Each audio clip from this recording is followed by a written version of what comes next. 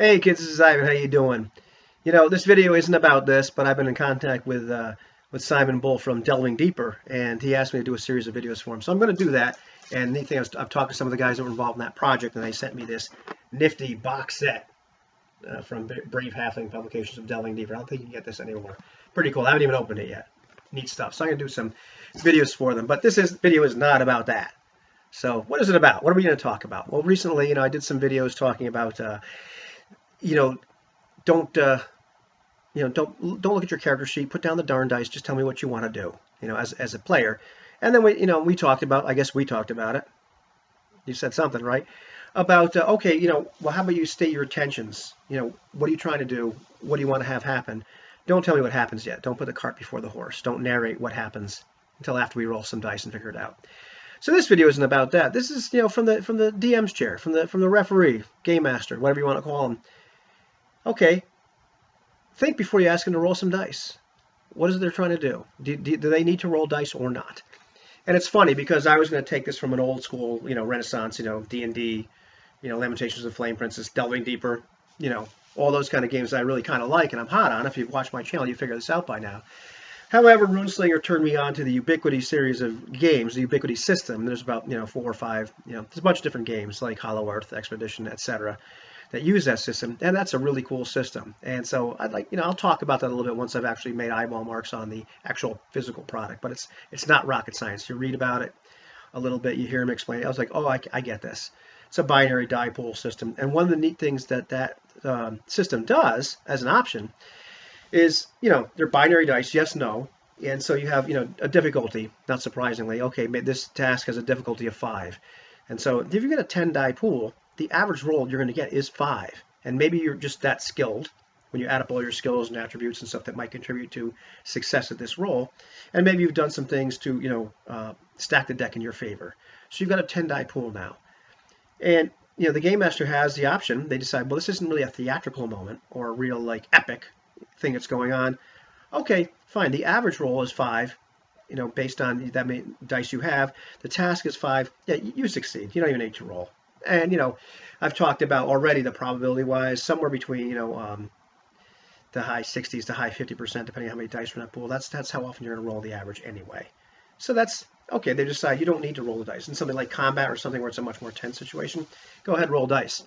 And, the thing about those die pools, it's a lot different than like a linear die roll, like a D20, because it's a bell curve. And so at any, when you have a skill at a certain ability, whatever that ability might be, your level of competence, normally you perform at that level of competence anyway. So it makes sense that the average would be something you should be able to do most of the time.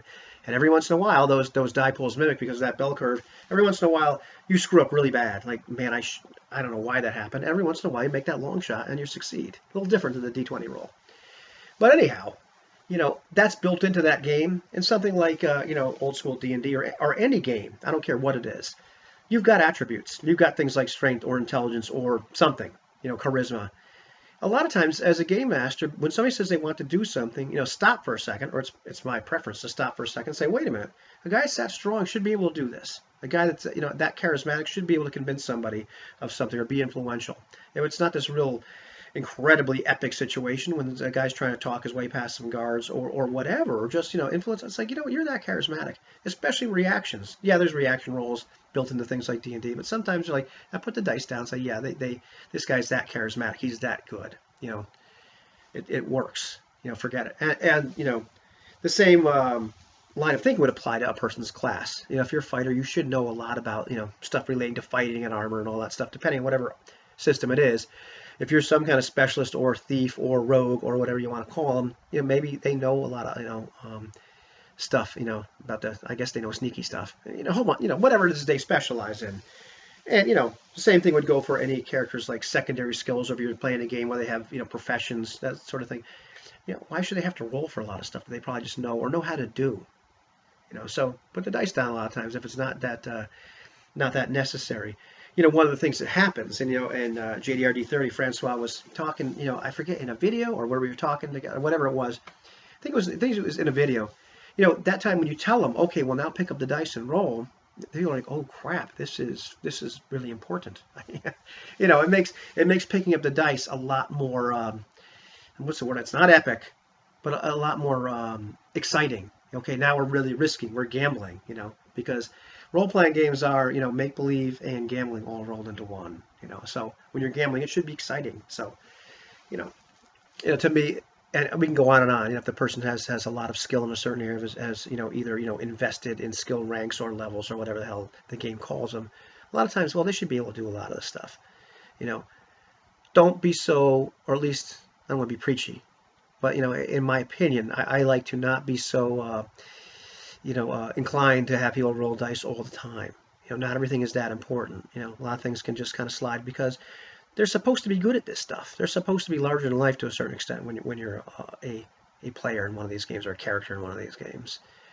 And then every once in a while, it's real dire. This is really important that you succeed, at this, and you don't want to fail. And then the dice become exciting.